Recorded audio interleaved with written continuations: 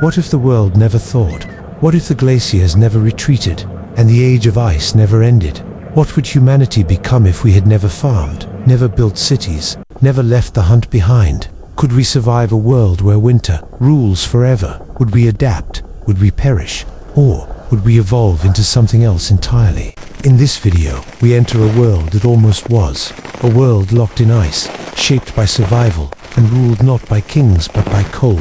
Stay with us, because this isn't just alternate history. This is humanity written by nature. The year is 10,000 BCE, but not the 10,000 BCE we know. There is no end to the cold. No green revolution waiting in the wings. No wheat, no cities, no firelit temples rising from riverbanks. Instead, Earth lies frozen under a sky of pale light. The ice, once retreating, now spreads inch by inch, year by year.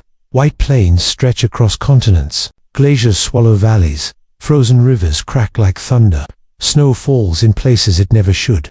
The equator shivers. The Ice Age meant to end is now eternal. But life does not vanish. It adapts, scattered across the world. Human beings survive, just Homo sapiens, but their long-lost cousins to dot in the harsh mountains of western Eurasia. Neanderthals still walked the stone ridges, hunched and strong. Their fur-lined skins flap in the wind. They've learned to trap ice hares, to fish under frozen lakes, to store fat-rich meat beneath snowdrifts. Their children play with mammoth bones. Their elders speak through gesture and ritual. To the east, hidden in the dense pine forests and misty caves of the Altai, Denisovans endure. Shorter, broader, but just as sharp, they craft tools from jade and bone. They map stars scratched into cave walls. They rarely meet outsiders, but when they do, they trade obsidian for fire. And farther south, where the cold is cruel but not total, Homo sapiens press forward. They've changed. Thinner skin is now thicker. Hair grows fuller. Eyes adjust to dim light. Their minds burn bright, not with agriculture or monuments, but with memory, adaptation, and cunning. These humans do not live in kingdoms. They move in clans, in packs, in fire circles. They don't build monuments. They carve stories, into tusks, into stone, into silence. They don't worship gods, they worship heat.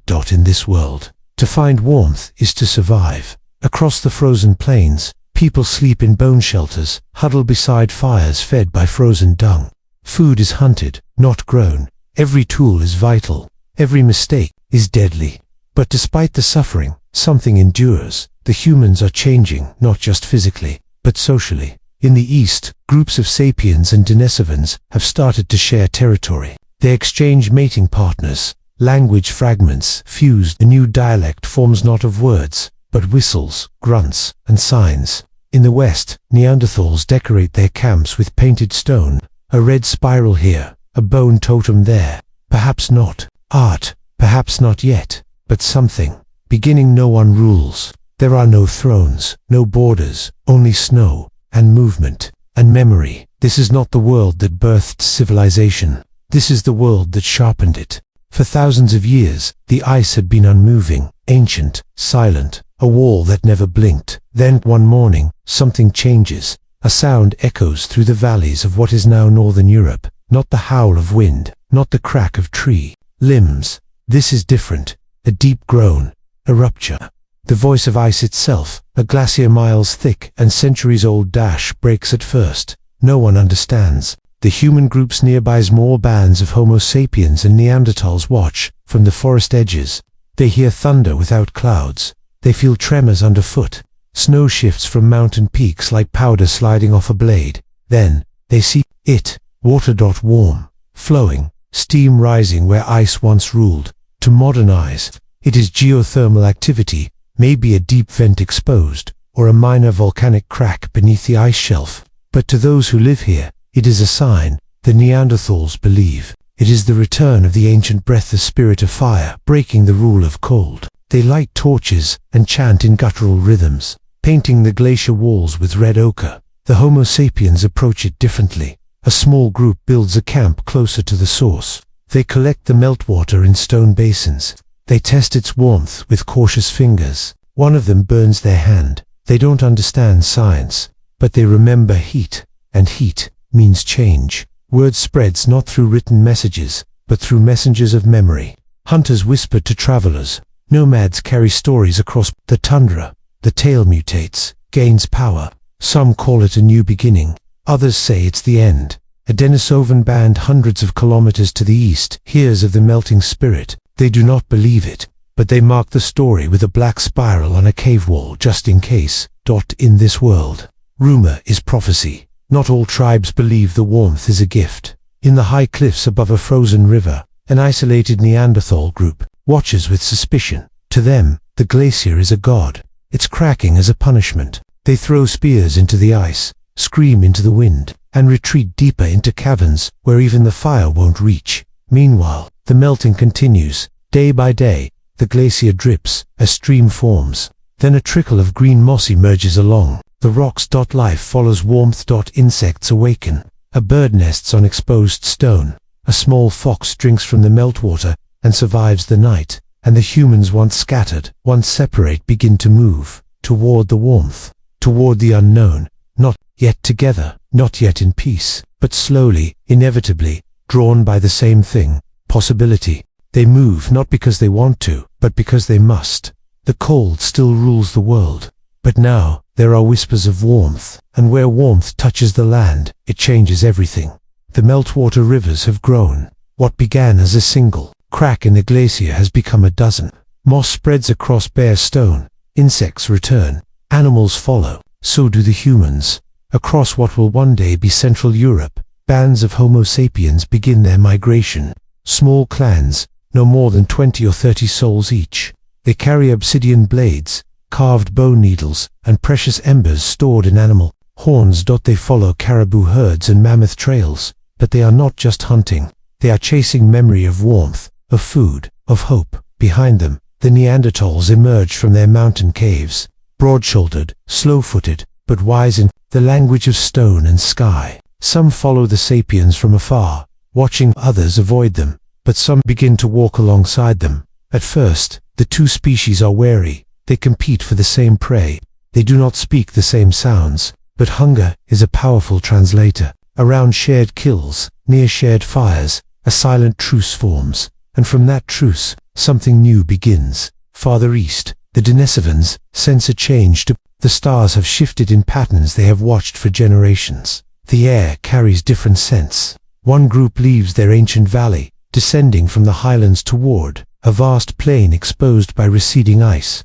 They find bones of animals, long dead, and footprints of strangers. Unlike Neanderthals and sapiens, the Denisovans have little contact with outsiders. But now, they must decide: retreat deeper into isolation, or step onto the same path of migration. They choose to walk. The migrations are not smooth. Storms still rage. Avalanches crush travelers. Food runs low. One clan walks too close to a melting cliff and is swallowed by falling ice. Another is wiped out by a starving cave lion. For every group that finds new land, another vanishes into silence. But those who survive begin to form a new kind of memory. Children are taught stories not just of their own people, but of the others. The quiet ones with large eyes, the strong ones who sing before sleep. They learn which strangers are dangerous, which can be trusted, which bring fire.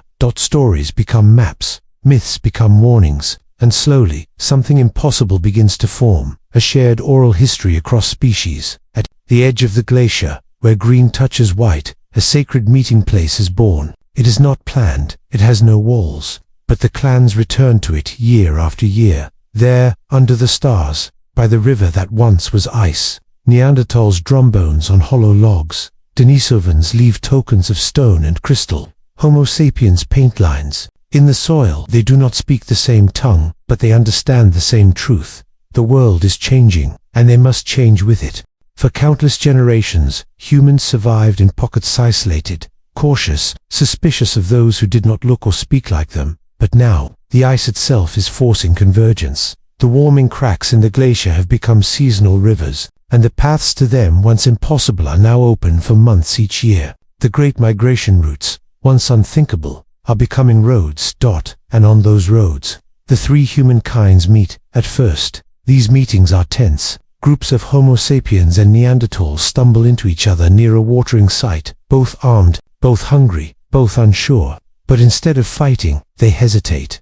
A child begins to cry. An elder steps forward, barehanded. That night, for the first time, two fires burn side by side. On another glacier edge, a Denisovan family finds a campsite, abandoned only hours earlier, marked by spiral carvings they recognize from stories. They wait. Days pass. Then, a Homo sapiens clan returns. They do not speak, but they leave food. This is not alliance, not yet, but it is something rarer, acknowledgement. Over time, cautious contact becomes deliberate exchange. A Neanderthal shows a sapient how to trap ice foxes using curved bone hooks. A Denisovan gives a piece of volcanic glass to a Neanderthal, who carves it into a razor-thin blade. Sapiens begin drawing marks in the dirt to map hunting root sand. Others start copying them. They do not share words, but they share gesture, rhythm, symbol, and, with those, they share knowledge. By a hot spring that never freezes, several groups return each season. They come with goods: dry moss for bedding, dried meat, tools of stone and antler. They trade, not in silence, but in song, simple beats, echo patterns, hand slaps on rock. They mimic each other, correct each other. Something begins to emerge, not language, not yet, but the shape of language. The land around these springs becomes sacred, not by religion, but by memory. Here, no blood has been spilled. Here, the three humankinds are not rivals, but mirrors. And soon, memory itself becomes a tool. An elder among the sapiens carries a bundle of carved tusk pieces, each one notched with a story. One is a warning: do not cross the southern ice shelf in early spring. Another is a legend: the time the mammoth fell through the lake. Others tell of disease, of fire, of paths now closed. A Denisovan crafts a tablet from slate, drawing lines with ochre and spit. A Neanderthal begins copying the pattern in sand. Neither speaks, but both understand. These are not cities, these are not empires, but here, at the end of the world, in a crack between ice and hope, civilization has begun to flicker. Long before gods had names, before temples had walls, before any word for faith existed, there was fire. In the deep winter months, when the world closes in, humans huddle close to flame, not for warmth alone, but for meaning. In one cave, a Homo sapiens clan dances and spirals around a fire pit, their shadows flickering across mammoth bone walls. In another, a Neanderthal elder draws a symbol: 3 lines crossing into the ash, then points to the stars beyond the cave mouth. To the south, in a limestone cavern warmed by geothermal steam, a Denisovan child drops red ochre onto the flame. The sparks rise like spirits. The tribe begins to hum. They don't call it religion, but it is something beyond survival. By now, the gathering places have become seasonal traditions. Every cycle, clans return to shared ground where food, tools, and stories are exchanged. But now, something else is shared: ritual. No one planned it. But now, every fire circle begins with a gesture, hands raised to sky, or a stone laid beside flame. Over time, these rituals evolve. Bones carved with marks are passed around. Songs are taught in pulses and breath. Fire, once just a tool, becomes a symbol of life, of death, of memory. One spring, 3 different groups: sapiens, Denisovans, and Neanderthals gather. During a rare full moon, none can speak to the others in full words, but when the fire crackles, they all fall silent together. They share a moment, not just warmth but awe. That night, a ring of white stones is placed around the fire. No one touches them, but each season after, new stones are added, some black, some carved, some blood-stained. Years later, this becomes the circle of remembering. Not a temple, not a tomb, but a space of memory, shared by peoples who once hunted each other. As children grow beside these fires, they are taught more than how to hunt or build. They are taught to observe the stars, the melt patterns, the behaviors of animals. And slowly, they begin to wonder, where does the sun go in deepest winter? Why do some die while others heal? Why do dreams feel like places? Wonder becomes story, story becomes myth, and myth becomes identity. Across the ice world, spiritual systems emerge not in books or commandments, but in rhythm and repetition. A Neanderthal group believes fire is the breath of the mountain itself. A sapiens clan sings to the moon, believing it carries the souls of the dead. A Denisovan shaman paints concentric circles on her face, marking the passage of seasons by the brightness of ice. They do not pray to the same forces, but they all believe in something more than flesh and snow. And with belief comes the most powerful human invention of all, hope. They were never meant to stay. For hundreds of generations, humans moved with the seasons, chasing herds, avoiding storms, fleeing starvation. Shelter was temporary. Camps were fragile. Even memory was carried on feet. But then came the heat beneath. The ice dot in a narrow valley once sealed by glacier. A plume of steam curls upward through a crack in the stone. Beneath it, a geothermal spring, warm year-round, untouched by frost.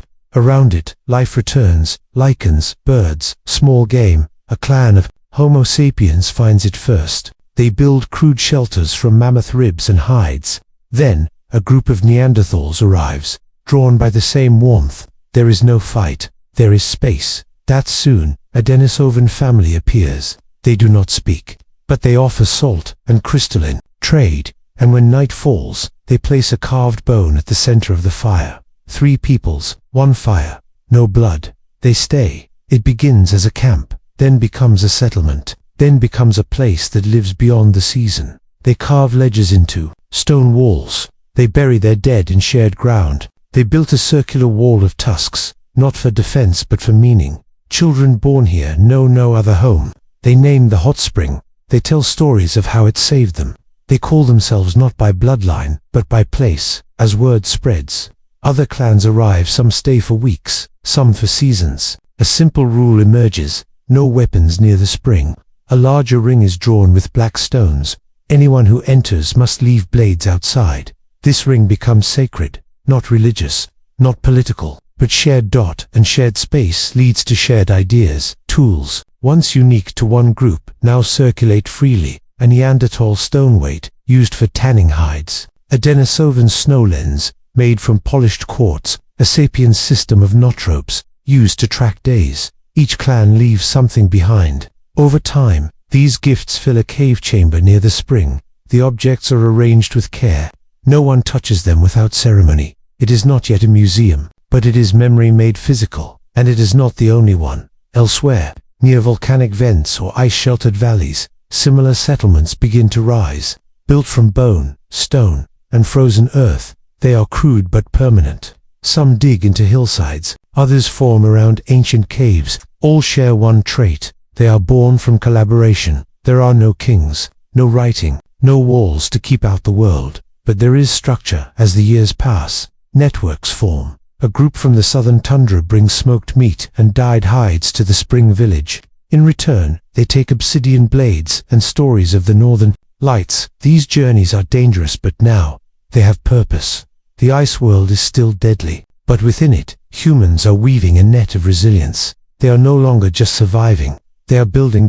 In a cave above the hot spring city, a child paints the first long mural, a spiraled sun, rising above rows of tusks, watched by many eyes, not real, not literal, but symbolic. It is the first vision of something never seen, a shared future.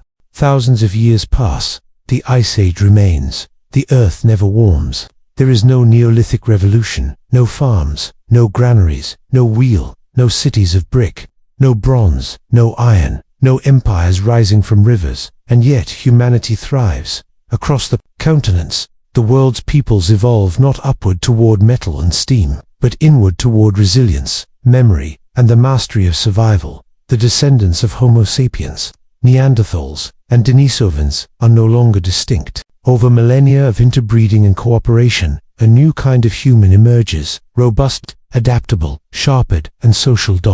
They are still nomads, but now, their movements follow cycles of ritual and knowledge, not desperation. They are still hunters, but they track migration patterns like astronomers chart stars. They are still toolmakers, but their tools are so refined, so efficient, that nothing is wasted. Instead of one global civilization, hundreds bloom, each shaped by the terrain they inhabit. In the northern ice shelves, sky dwellers etch cloud maps onto bone tablets, predicting snowstorms days in advance. In the geothermal valleys, flame clans guard ancient springs and pass down stories in long, rhythmic chants preserved across generations. In coastal regions where ice meets sea, tidewalkers craft boats from sealskin and driftwood, navigating frozen currents by sound and smell. There are no borders, no armies, but there is order built on trust, trade, and shared memory. Their science is not ours. It is not written, but sung. It is not stored in books,